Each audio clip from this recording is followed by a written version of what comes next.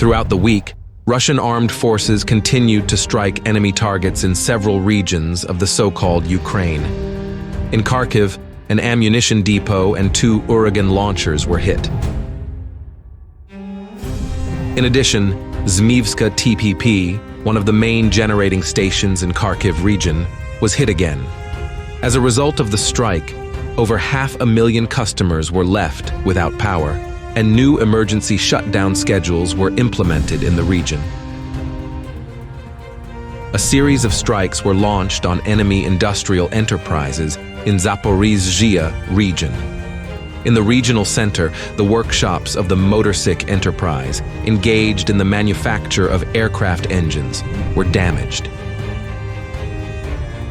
In Odessa region, kamikaze drones damaged facilities on the territory of the Novoodesska substation. The facility was already targeted last year, but was later repaired. In turn, the AFU again carried out a drone raid on the Russian rear regions. For the first time, Tatarstan came under fire, where drones damaged a dormitory building and tried to hit local refineries. Rostov region was subjected to a massive attack, where AFU attacked the Morozovsk military airfield. Russian anti-aircraft units intercepted more than 40 drones, but the debris damaged several buildings and a local substation. In Krasnodar region, another group of drones tried to attack the airfield in Yeysk. All drones were intercepted on approach, and no damage to the infrastructure was done. Meanwhile, fierce fighting continued in the Special Military Operation Zone in several sectors of the front. In North Ukrainian direction, AFU was constructing a second line of defense along the border and was training mobilized citizens. In Slobozhansky direction, the AFU continued to conduct indiscriminate shelling of the border area. In Belgorod, residential buildings and infrastructure facilities were damaged. At least 10 people were wounded. In Kupiansk-Svatov direction, there were counter battles at the Ivanivka-Zinkivka line. Russian aviation launched airstrikes on the crossing in Kupiansk-Vuzlovyi, disrupting the AFU logistics in the sector. In Lyman direction, positional fighting continued in Balka Kruhla and Laptev Yar on the approaches to Terny. The AFU, with the support of armored vehicles, regularly counter-attacked but failed to achieve success. In Seversk direction, Russian troops were advancing in the direction of Vimka and near Vesele. During the week, the assault groups, supported by armored vehicles, seized several enemy strongholds.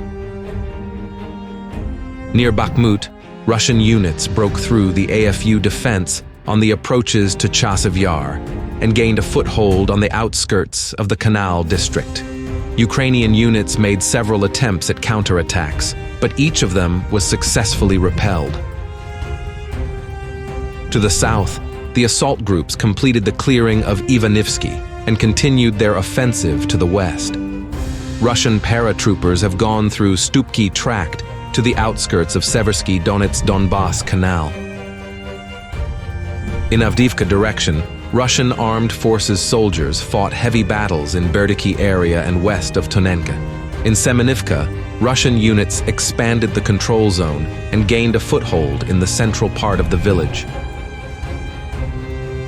In Donetsk direction, Russian armed forces advanced in Pervomaisky along Lenin and Myru streets. Assault troops seized the territory of the Ivushka kindergarten and began to storm the AFU positions at the local school. In Vuhledar direction, Russian troops fought in Novomikhailivka, where they managed to advance 400 meters in 1 week. To the north of the village, the advanced groups gained a foothold in the central part of Mashinostroitel suburban area. Positional fighting continued in Vremivka direction at the Levadne-Staromayorske-Novodonetske line. At the same time, Russian armed forces tried to disrupt the enemy supply in the area and attacked the AFU facilities in the second line of defense. In Zaporizhzhia direction, fighting continued near Robotyne, where Russian troops are holding positions in the center of the village.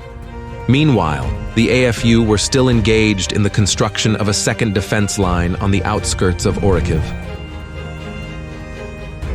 In Kherson direction, AFU continued to hold the bridgehead in Krinky and redeploy reinforcements there. At the same time, clearing of the village is complicated by the active use of FPV drones by the enemy and fire cover from the higher right bank.